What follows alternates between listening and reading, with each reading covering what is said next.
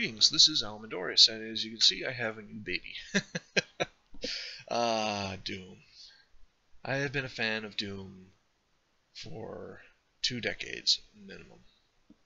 I played it in my early teenage years, and I just enjoyed the crap out of it. I must have played the first episode, knee deep in the dead. Oh, man. I'm not entirely sure if I'm not entirely sure how many times I played it, but it was so many times that I could play it in my sleep almost.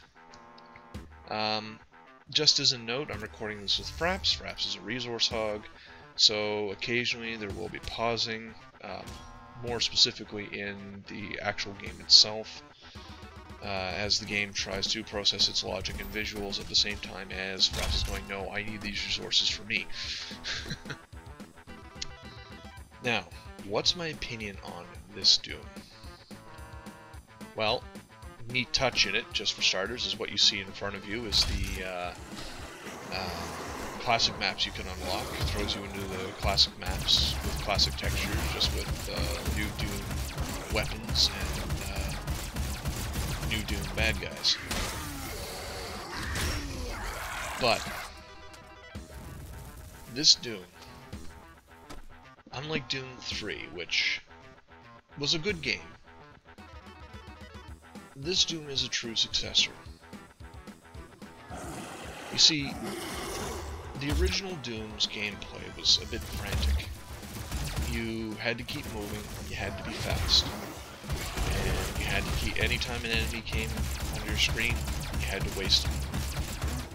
Just as fast as you could, otherwise you would get overwhelmed pretty quickly. There were, of course, sections where it was, you know, you would get surprised by singular or pairs or small groups of enemies, but there were a lot of times where if you didn't act quickly and start mowing things down, you know, keep moving to avoid incoming fire, you were toast because it was a horde of enemies, especially when they started teleporting in at random. But anyway, there was a little bit of puzzle solving as well. You had to go find key cards or skulls or what have you, and find secrets. And some of the Doom maps could be fairly maze-like, but it didn't detract from the core gameplay, which was the assault. The go in, overcome overwhelming odds, and come out the other side victorious. This Doom has that. It has the original core gameplay. It is phenomenally fun. Now, what makes it a successor and not a rehash? Because I would say this is Doom Plus. You take what made the original Doom good and you add features to it. One of these features that I enjoy that actually helps keep up the frantic gameplay, the assault, is the gory kill system. Why? Because when you get kills, you get resources back. And before, where you might have to disengage and run from a horde to go find health, the game rewards you for trying to persevere against all the odds. And it works out quite well. Don't get me wrong, there will still be times where you will have to try to disengage to get health, or deliberately leave health behind because you suspect there's support, and you have to sort of keep a mental note of where health power-ups are. But by and large, you can push successfully and very, very, very effectively.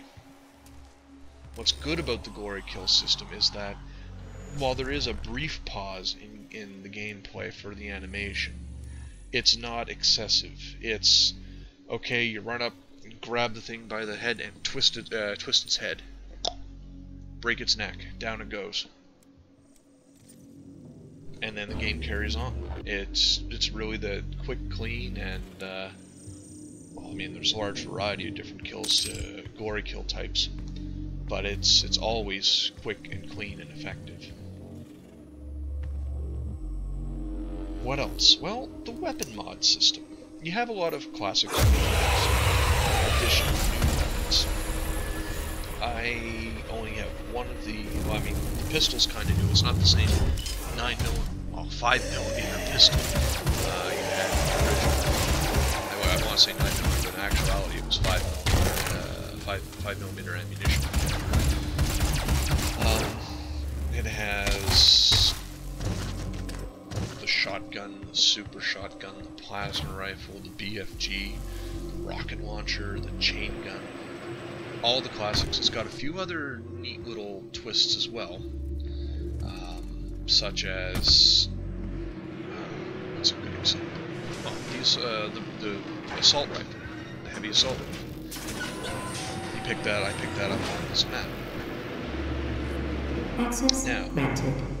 With the weapon mods, welcome to the UAC's Mars installation, they're not located excessive. in the vast Hellas Plain impact basin. This high-tech mining and research facility they don't detract is pushing the from boundaries of the it. They imagination don't simplify each it and every that day. much. As a valued employee, They give you your loyalty is more than just a additional commitment to boost the when UAC. needed.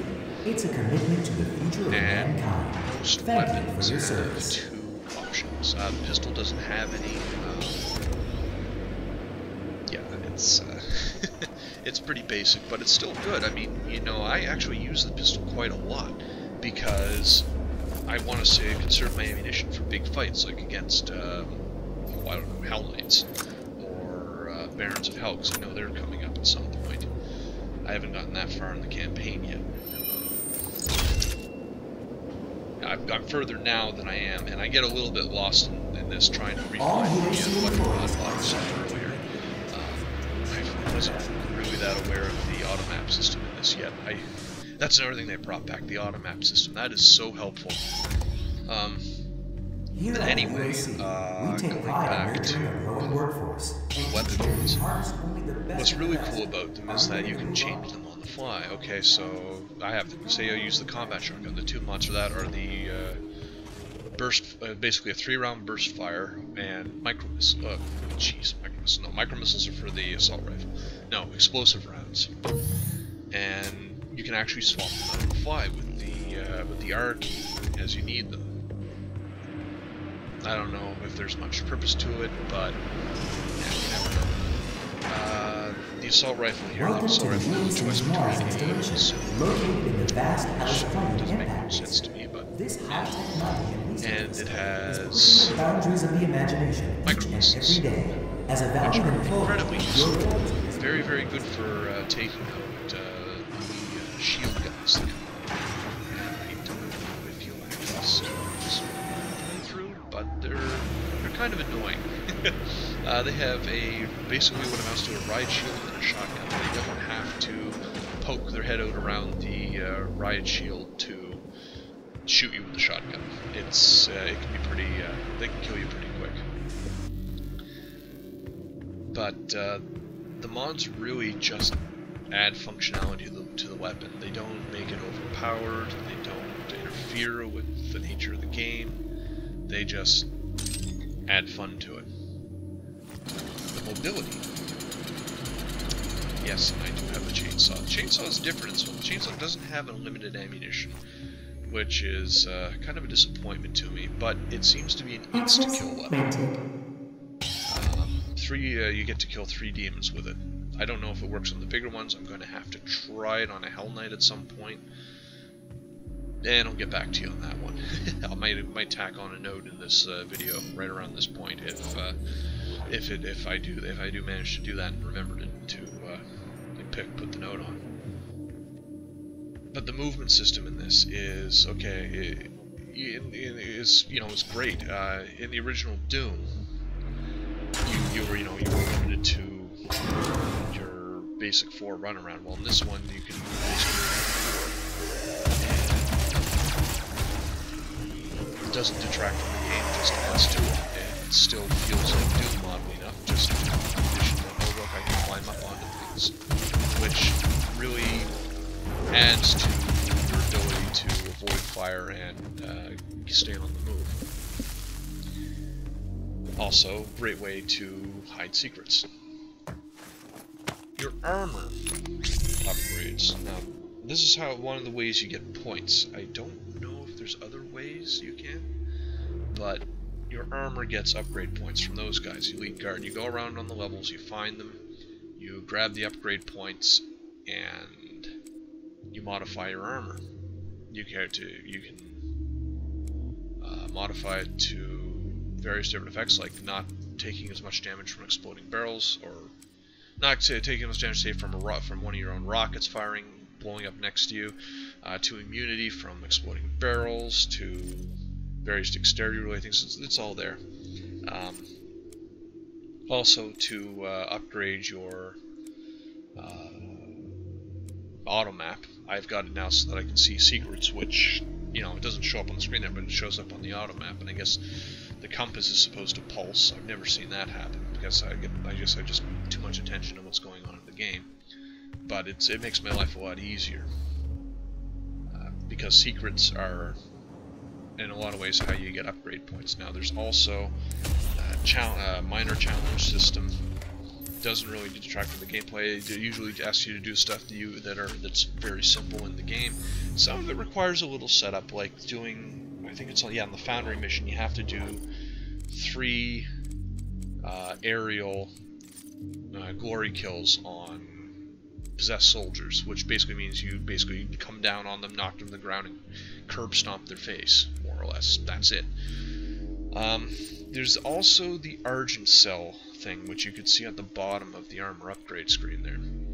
Now what that does, it allows you to increase your health, your armor, and your ammunition capacity. The reason for this is that, of course, you start at 100 health, but you only start at 50 armor. Now, if anyone remembers the original Doom, when you picked up the regular security armor, it gave you 100 armor. You pick up things like the Mega Armor, and it increased your armor to 200%. And, you know, getting the extra little armor packs upped your armor up to a maximum of 200%. So this game, you start off a little, as you can see, you start off a little bit weaker. But as you go along, you get Argent Cells. There are these, you get one for free, and that's basically the mission where you get made aware of them. They improve that. So you just become more and more badass and better able to take on the hordes of hell. Now, the demons, there are some times where there's quite a few demons on screen. I don't know if you'll ever get to the same amount that Doom could have on the screen at once, like the original one, but they can still be quite plentiful. And there's also wave attacks, which, you know, you kill some demons, they some more spawn in. It just goes on and on and on and on until you've defeated enough, and then the game goes, okay, that's it, I'm done. Move on to the next challenge, please. So it's a little bit different, but I mean, it still requires the same core gameplay. Dodge incoming fire, and inflict as much damage as you can. Now,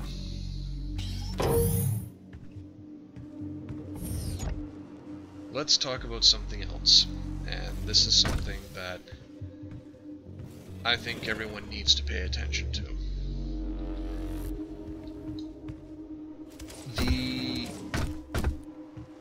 open beta was for the multiplayer, and multiplayer only, and people were really coming down on Doom because the multiplayer isn't okay. I have fun with it, but I'm willing to admit it's nothing fantastically new. There's some neat features to it, but it's basically a standard arena shooter. Actually, it's more like a standard early 2000s arena shooter. It's very basic. It's still fun, but very basic. But they assumed that was going to be the whole game. I think it was the IGN video that was talking about the classic map Easter eggs. There's a little upgrade bot, by the way. that I basically put a comment in. It's like, guys, you have to let the game come out. This is a multiplayer beta. I do not care that the game is only, I think at that point it was like maybe a week away. It's still a beta. You cannot judge the game based on an incomplete source. Now, part of the fault lies with Bethesda and ID Software. They were pretty mum on details on the campaign. They took the really unusual approach of not giving out review copies ahead of time for reviewers like Total Biscuit, Angry Joe. There was another good reviewer. You know,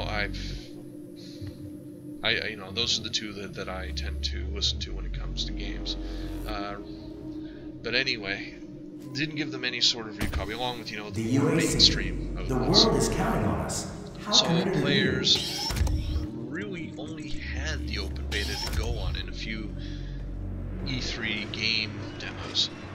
And as we've seen in the past, even those demos, brains, can be very, very misleading. So, I can kind of understand, but that's still... It still won't change my mind that you have to wait for the full game and judge it then. That's the most important thing, because if everyone had gone all UAC employees are subject to the open beta, to ensure their production if I had gone just the open beta, I would not have experienced the Doom single-player campaign, and I would have not enjoyed it like I do. Absolutely, positively love it.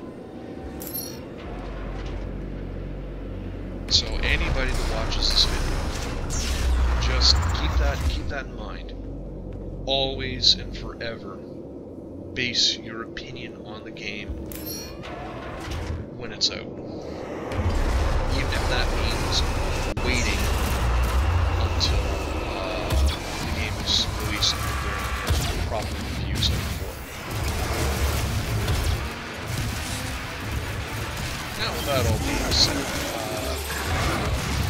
as you can see here, I'm going to fight. Absolutely, constantly enjoying myself. I've said that a lot. I just absolutely love doing it. And I hope this video helps somebody decide to pick it up. Chances are you're a little late to the party. I had this video done up, except for the narration, the very day of release.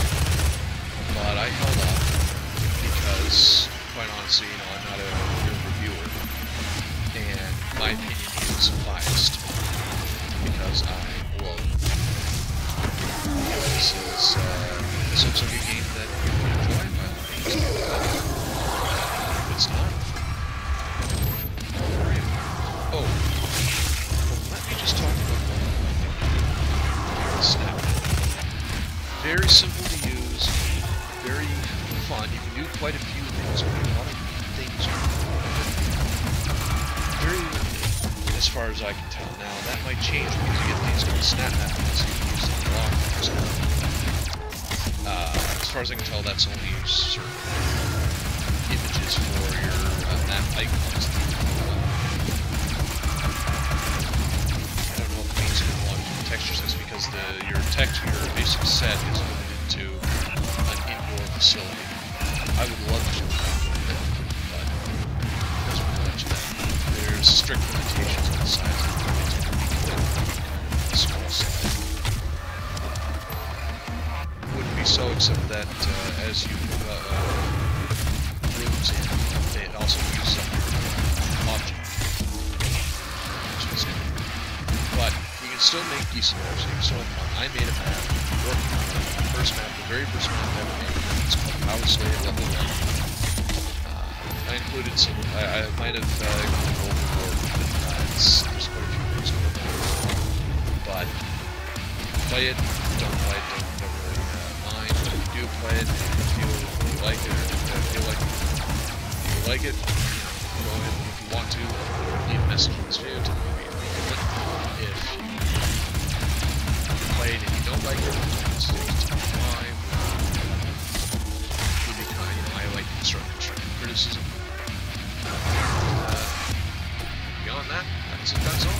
This has been Round Noise, and enjoy the action on the screen. And watching the video, but this is where the narration ends.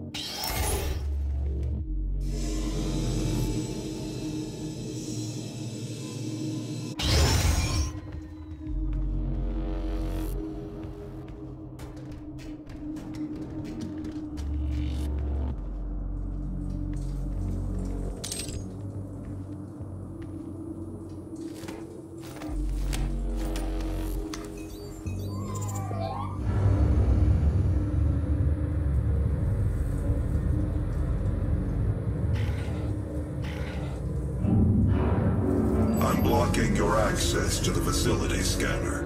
Come to the Vega terminal, and I'll give you what you need.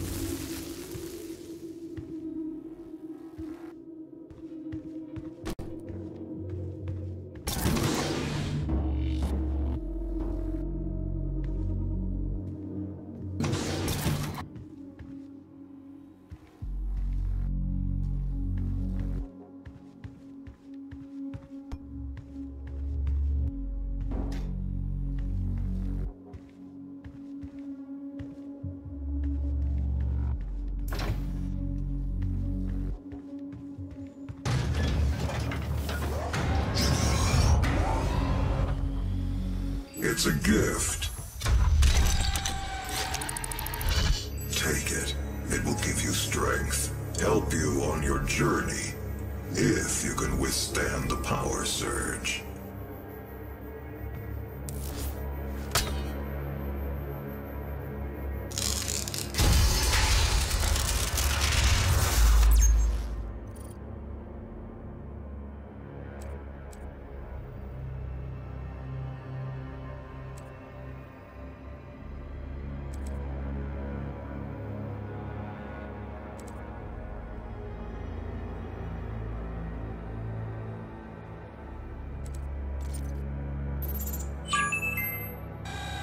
That is pure Argent energy you've just taken into your system. It seems to agree with you. I will unlock the remaining Argent cells within the facility for you. Vega, give him what he wants. 61,337 UAC members deceased. 81% of the facility is on lockdown. Demonic presence through the Mars installation is critical. According to the records, Dr. Hayden, the invasion originated in the Lazarus facility. It seems that a hell wave was activated, transforming 64% of all UAC employees into the creatures you see roaming throughout the facility. The rest were killed by the demons released from their holding cells by Olivia Pierce. I feel I should apologize for what's happened here. Some of my employees took things too far.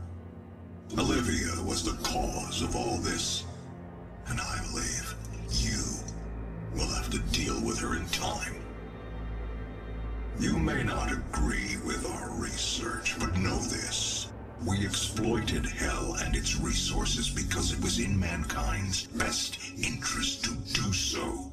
What you now see in this facility is the cost of progress. But none of that matters now. There is an emergency in the foundry. The regulators have been destroyed and the core temperatures are now destabilizing. They've overrun the adjacent facility. If the venting turbines aren't re-engaged, neither of us will survive the meltdown.